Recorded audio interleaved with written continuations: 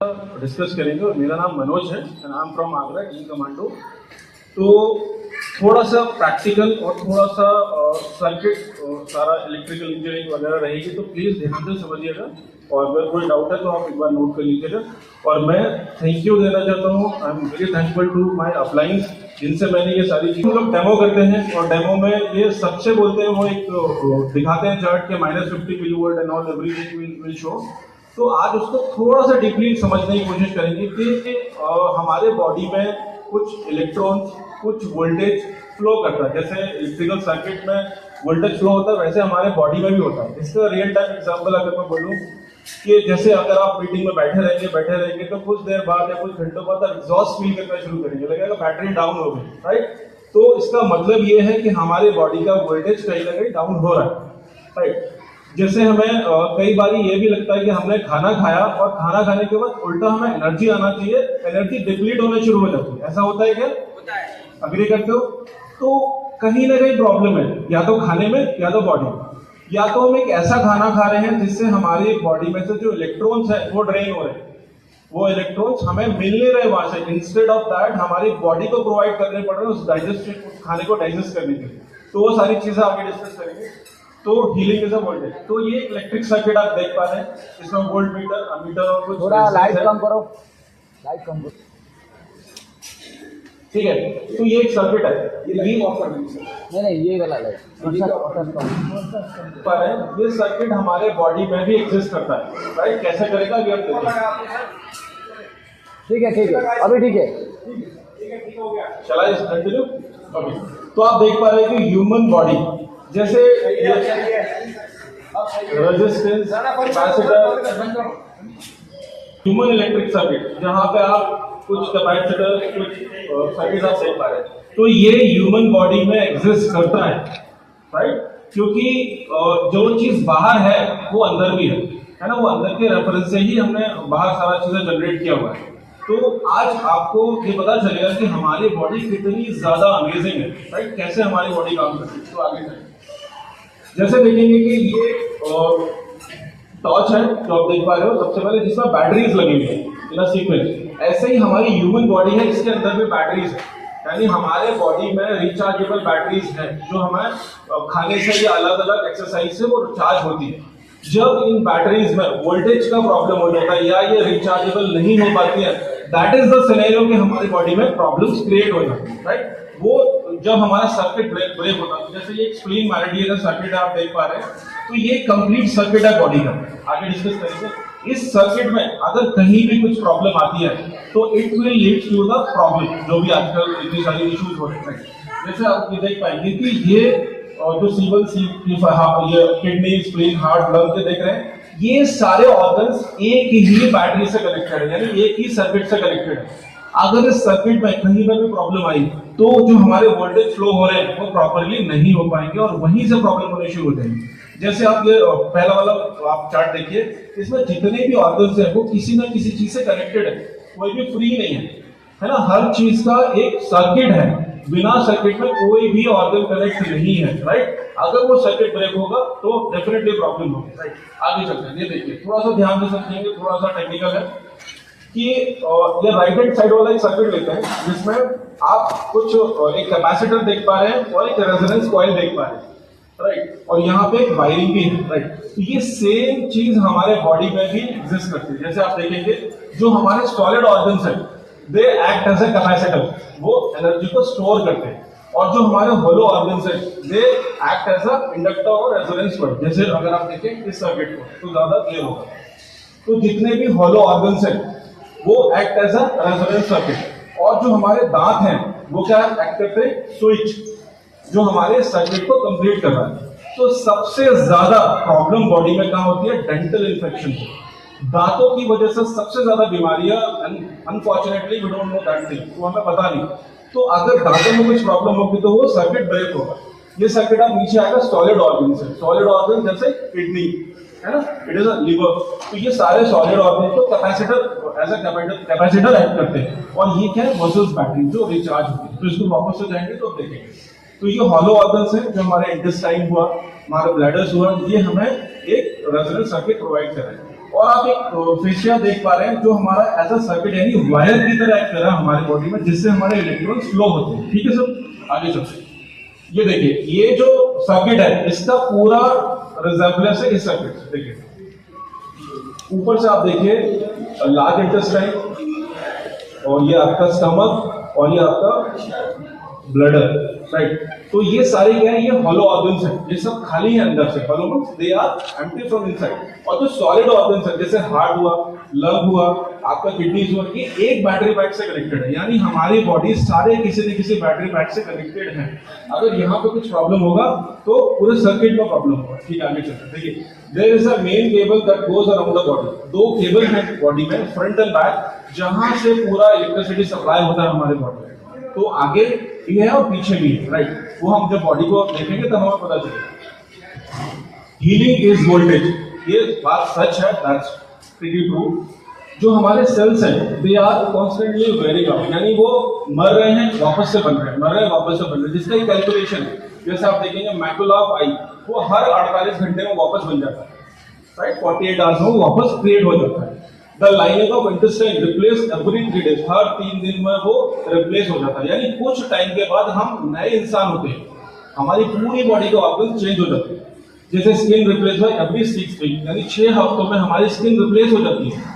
Liver replace every 8 weeks, यानी 8 हफ्तों में हमारा लिवर भी रिप्लेस हो जाता है। ऐसे ही nervous system is replace by every 8 months, 8 महीने में, एंड गोज ऑन। तो ये चार्ट है जो आप देख पा रहे हो, जिसमें टर्नओवर टाइम लिखा हुआ है, जिसमें सारे ऑर्गन्स हमारे चेंज होते रहते हैं, right. Okay, so reversal of polarity leads to cancer. यहाँ पे थोड़ा सा टेक्निकल पार्ट आएगा और ये हम डिस्कस भी करते हैं और हमें पता भी होना चाहिए, राइट। तो आप देख पा रहे हो कि कहीं पे एक पीएच वैल्यू है और एक सेल वोल्टेज वैल्यू, राइट। और कहीं पे पोलैरिटी। तो जहाँ पे मैं बोल रहा हूँ polarity, reversal of polarity. Reversal of polarity का मतलब ही यही है, अगर हमारी बॉडी में नेगेटिव मिलीवोल्ट से पॉजिटिव मिलीवोल्ट में चला जाता है तो यानी पोलैरिटी इज रिवर्स, और that should be the very dangerous part जो हम आज की डेट में फेस करें। तो जैसे आप देखेंगे एक नॉर्मल किड के लिए -35 मिलीवोल्टेज चाहिए उसके बॉडी को हेल्दी रखने के लिए, जो कि लगभग 7.53 pH में हमें मिल जाता है, राइट। इन सेम मैनर अगर एक नॉर्मल एडल्ट की बात करेंगे तो 7.44 pH में -25 मिलीवोल्ट हमें मिल जाता है, जो हमारे बॉडी को चलाने के लिए, हेल्दी रखने के लिए काफी है। लेकिन क्या होता है कि -25 से अगर हम -15 आ जाए तो वी फील टायर्ड, और -10 वी फील सिक। जब हमारी पोलैरिटी रिवर्स होती है, यानी हम पॉजिटिव साइड जाते हैं, तब सारे इश्यूज आते हैं। यानी +30 मिलीवोल्ट इसके ऊपर हम जाएंगे तो कैंसर की प्रॉब्लम स्टार्ट हो जाती है हमारे बॉडी में। जैसे अब हम रियल में समझेंगे वोल्टेज ऑफ हीलिंग है क्या, ये करता कैसे, ये काम कैसे करता है। तो आप यहाँ पे 3 तरह के फिगर देख पा रहे हैं। पहले में क्या है कि पेन एंड हीलिंग, यानी पहले में चोट लगी है और वो हील हो रही है -50 मिलीवोल्ट पर। दूसरा क्या, नॉर्मल है, हेल्दी एक है।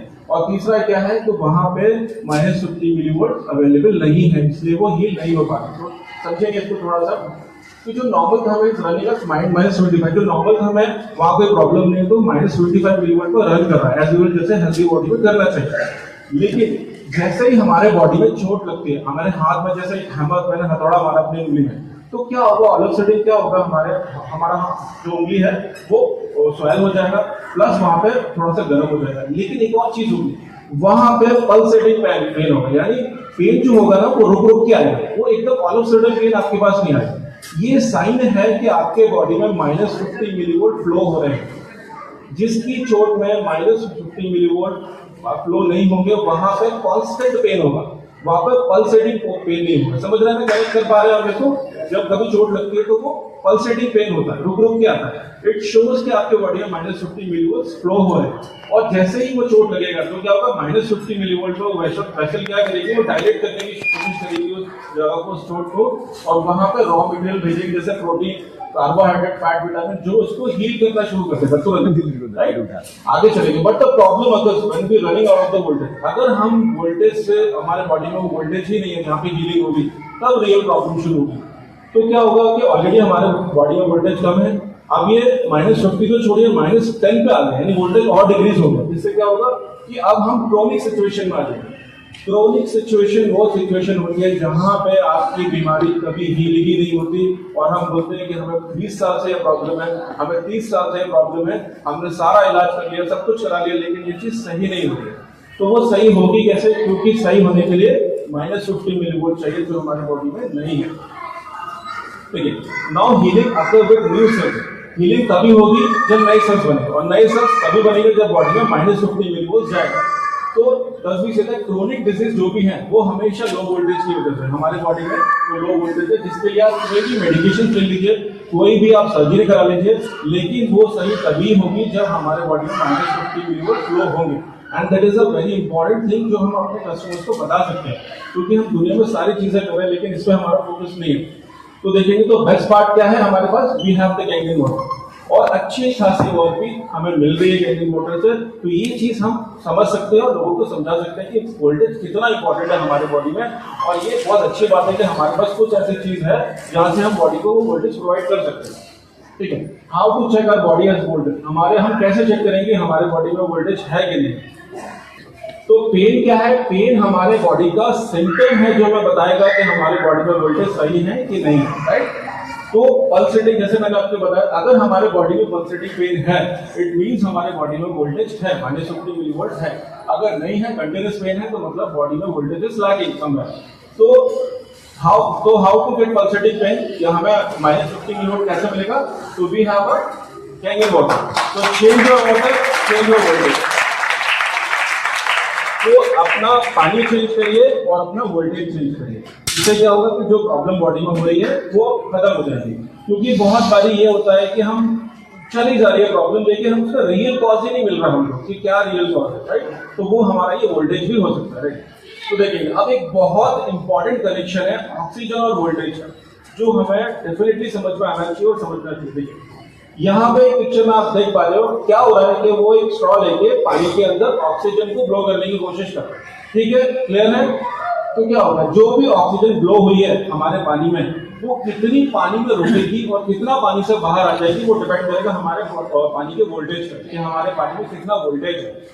ठीक है, समझ आप कनेक्ट कर पा रहे हैं? ओके, तो amount of oxygen dissolve in water depend upon the voltage inside, यानी जितना पानी में वोल्टेज है उस हिसाब से हमारी बॉडी में पानी में ऑक्सीजन स्टे करेगी। जैसे देखेंगे एक वोल्टेज इज रेट, अगर वोल्टेज कम है बॉडी में, राइट, पॉजिटिव साइड ज्यादा है, तो ऑक्सीजन कम डिसॉल्व होगी, राइट? और अगर बॉडी में ऑक्सीजन ड्रॉप हो गई है तो सॉल्यूशन क्या करेगा? जैसे अगर बॉडी में पानी में मिलीवोल्टेज ज्यादा नेगेटिव साइड, तो क्या होगा, उतनी ज्यादा ऑक्सीजन डिसॉल्व होगी, और जितना प्लस साइड में है उतना वो कम डिसॉल्व होगी और बाकी की ऑक्सीजन बाहर निकल जाएगी। इन अ सेम मैनर हमारी बॉडी में भी यही है, राइट? हमारे सेल्स में क्या है, तो हमारा बॉडी का 70% पानी है, राइट? तो हमारे जो सेल है उसके अंदर पानी है, तो ऑक्सीजन उतनी ही जाएगी जितने सेल्स में वोल्टेज होगा। अगर वोल्टेज कम है तो बॉडी में ऑक्सीजन कम जाएगी और कम रहेगी, और इसका बहुत बड़ा खामियाजा हमें भुगतना पड़ेगा। कैसे? देखिए दो प्रॉब्लम आएगी, राइट? पहली क्या है कि जो हमारे बॉडी में माइक्रो ऑर्गेनिज्म होते हैं, राइट, लगभग 1 ट्रिलियन बग्स यानी 1 ट्रिलियन माइक्रो ऑर्गेनिज्म हमारे बॉडी में होते हैं, राइट?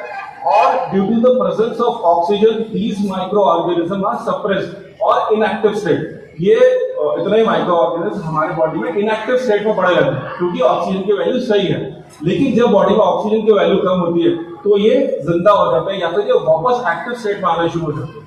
तो देखेंगे, ठीक है, तो ये है वो कुछ माइक्रो ऑर्गेनिज्म जो आप देख पा रहे हैं, तो ये अभी इनएक्टिव स्टेट में है। जैसे ही ऑक्सीजन की वैल्यू कम हुई ये एक्टिव स्टेट में आ जाएगी, राइट? और 1 ट्रिलियन माइक्रो ऑर्गेनिज्म अगर एक्टिव स्टेट में आ जाएंगे तो क्या होगा, इतने सालों से ये लोग सो रहे थे, इतने टाइम से सो रहे थे, अब इनको क्या चाहिए, लंच, है ना, इनको खाना चाहिए। और खाना क्या है, दे स्टार्ट ईटिंग अस, वो हमें खाना शुरू कर देंगे, राइट? क्योंकि वो फूड। एक और चीज है यहाँ पे, एक इम्पॉर्टेंट चीज क्या है कि इनकी जो माइक्रो ऑर्गेनिज्म होता है इसमें सेल वॉल डेफिशिएंट होता है, इनके अंदर सेल वॉल नहीं होता, जिसकी वजह से क्या होता है कि जो हमारा इम्यून सिस्टम है इनको पकड़ नहीं पाता, है ना? और इम्यून सिस्टम नहीं पकड़ पाता था, इसीलिए फीवर या फिर ब्लड प्रोफाइल में चेंज भी नहीं आता। तो अगर आप इसे ब्लड टेस्ट भी कराएंगे तो आपको पता ही नहीं चलेगा कि ये हमारे एक्टिव स्टेट में आ गया। तो ये समझना बहुत इंपॉर्टेंट है, राइट?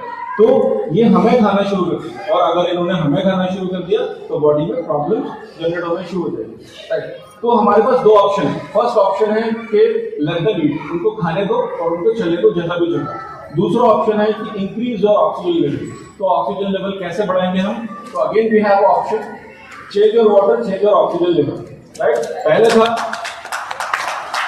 तो ऑक्सीजन तो बढ़ती है,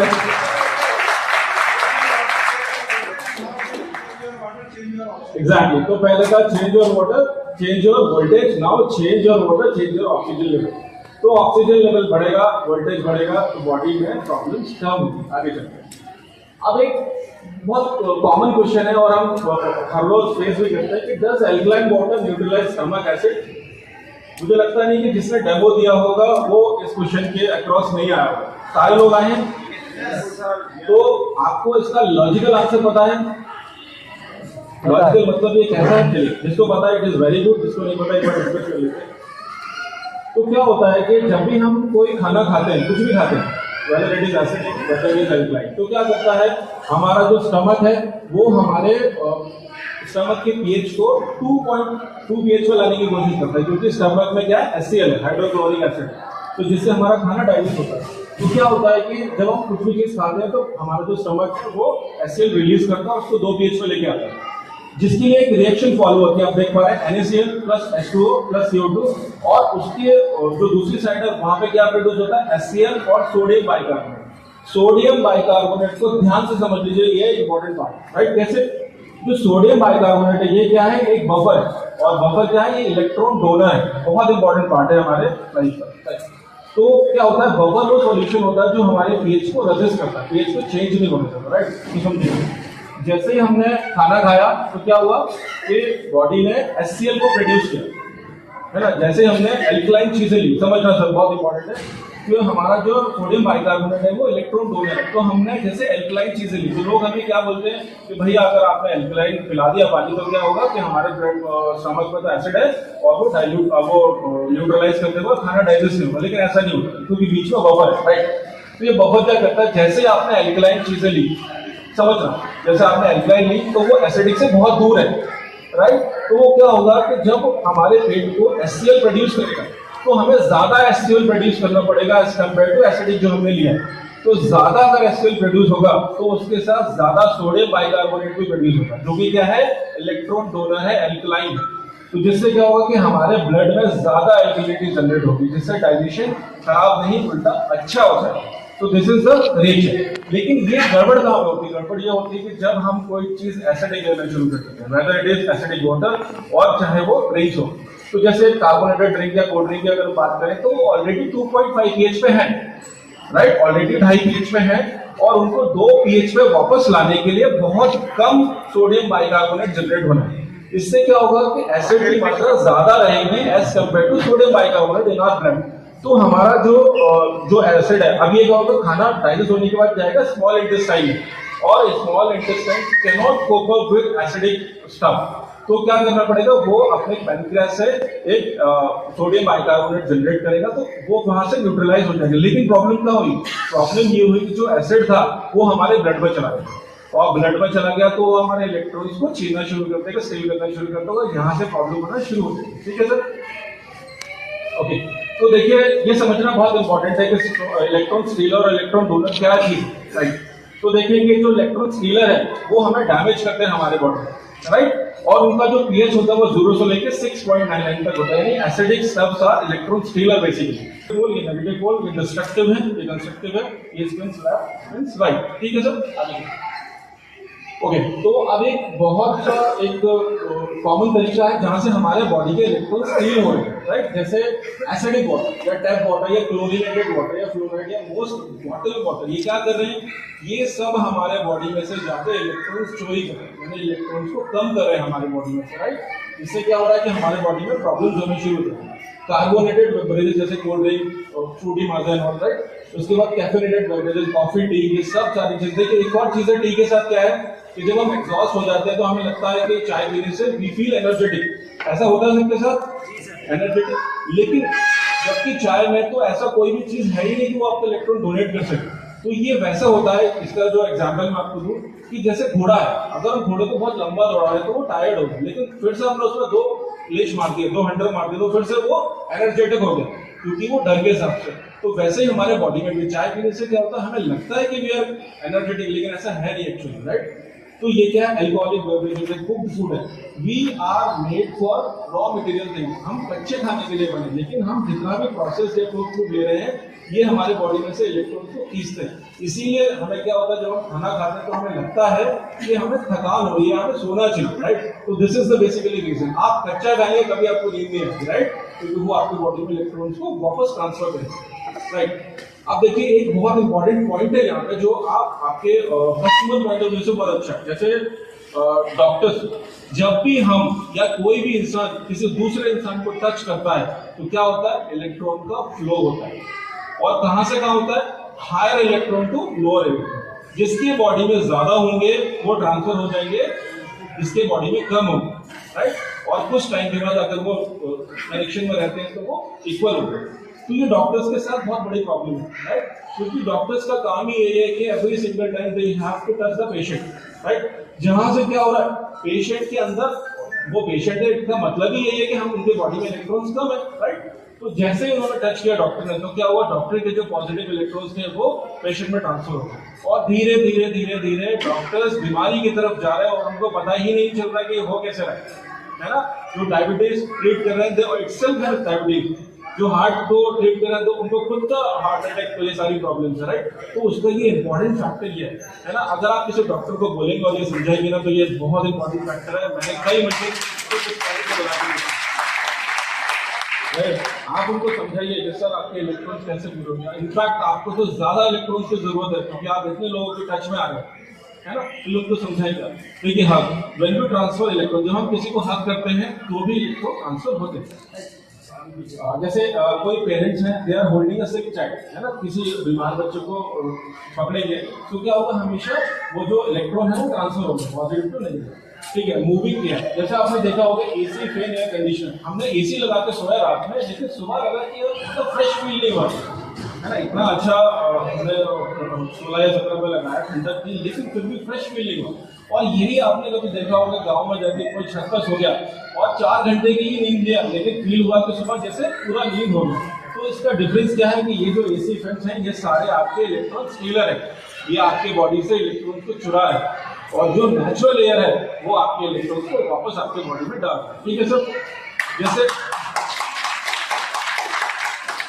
सबसे इंपॉर्टेंट डेंटल इन्फेक्शन, जो सबसे ज्यादा इग्नोर किया जाने वाला बात है, यानी पानी सबसे ज्यादा इंपॉर्टेंट है, जो सबसे ज्यादा इग्नोर किया जाता है। इसी वजह से जो डेंटल इन्फेक्शन है सबसे ज्यादा इग्नोर। हम डेंटिस्ट के पास तब जाते हैं जब बिल्कुल लास्ट सिचुएशन चल रहा होता है ना। और ये जो दांत है, ये जो टीथ है, ये हमारे बहुत इंपॉर्टेंट सर्किट को कवर करते हैं। अभी आगे इसकी में बात करेंगे कि यहाँ पे कुछ प्रॉब्लम होती है तो most of the cancers are related to dental cell. जितने ज्यादा कैंसर्स हैं वो डेंटल से बहुत ज्यादा कनेक्टेड है, स्पेशली रूट कैनल से, है ना। रूट कैनल में क्या करते हैं, हम सिर्फ होल करके सारी चीजें वो वापस डाल देते हैं, लेकिन वो हील नहीं हुई, है ना। तो वो आगे बात करेंगे। Heavy metals like mercury, lead, cadmium, जो हैवी मेटल्स होते हैं, जैसे हम वैक्सीनेशन ले रहे हैं तो वैक्सीनेशन में भी कई सारे हैवी मेटल्स हमारे बॉडी में इंजेक्ट किए जाते हैं, जो कि क्या है, vaccination itself is electron stealer, वो इलेक्ट्रॉन आपकी बॉडी से स्टील कर रहा है, राइट। तो जैसे वैक्सीन हुआ, फ्लोराइड हुआ, रेडिएशन हुआ, कीमोथेरेपी, ये सारी चीजें हमारे बॉडी से इलेक्ट्रॉन स्टील कर रही है। जैसे आप किसी कीमोथेरेपी चल रही है और अगर आप उसे ये पानी पिलाएंगे तो क्या होगा, वो उसे बहुत ज्यादा रिलैक्स और बहुत ज्यादा अच्छा लगेगा। रीजन भी तो जब वो कीमोथेरेपी लेके आया है उसके बॉडी से जो इलेक्ट्रॉन्स थे वो जा चुके हैं, और जैसे आप उसे वो कैंडिंग वाटर देंगे, स्पेशली फ्रेश वाटर, तो वो जो इलेक्ट्रॉन्स गए हैं वो वापस उसके बॉडी में आ जाएंगे, तो वो ज्यादा हील करेगा और ज्यादा बेटर महसूस करेगा, राइट। जीएमओ फूड, ये भी आजकल बहुत बड़ी प्रॉब्लम है, जेनेटिकली मॉडिफाइड ऑर्गेनिज्म, राइट। आपने देखा है कि पहले लौकी थोड़ी सी इतनी सी आती थी, आज इतनी बड़ी हो गई, या फिर कोई भी फल और सब्जियां अपने साइज से 5 गुना 4 गुना होगी। तो ये सब क्या है, जीएमओ फूड। ये हमारा डीएनए से डिटेक्ट ही नहीं करता, हमारे डीएनए के लिए बनी ही नहीं चीज है, लेकिन फिर जो हम खा रहे हैं ये सब हमारे बॉडी में इलेक्ट्रॉन को चोरी करते हैं, ठीक है। जैसे एक्सरेज हुआ या एमआरआई, ये सारी चीजें, right. Chemotherapy and most pharmaceuticals, यानी दवाइयां खाते हैं, मोस्ट दवाइयां भी आपकी बॉडी को स्टील कर रही है। चलिए, ये तो बात हुआ जो हमारे बॉडी को स्टील कर रही है। कुछ ऐसी भी चीजें हैं जो हमारे नेचुरल चीजें जो हमारे बॉडी को इलेक्ट्रॉन प्रोवाइड भी कर रही है।